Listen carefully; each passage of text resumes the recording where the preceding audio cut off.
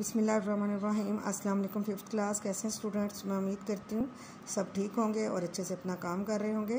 चलें बेटा, आज का काम हम स्टार्ट करते हैं। आज हम ख़त लिखेंगे। सबसे पहले हम ख़त करेंगे। आपने कॉपी पे तारीख़ लिखनी है और घर का काम लिखना है और दिन लिखना है, ठीक है। कमरा इम्तिहान लिखेंगे, उसके बाद तारीख़ लिखेंगे और प्यारे अब्बा जान साइन लगाएंगे। अस्सलाम वालेकुम। आपको ये सुनकर बहुत खुशी होगी कि मैंने क्लास 4 का इम्तिहान बहुत अच्छे नंबरों से पास किया है। अब मैं 5वीं जमात में हो गया हूँ।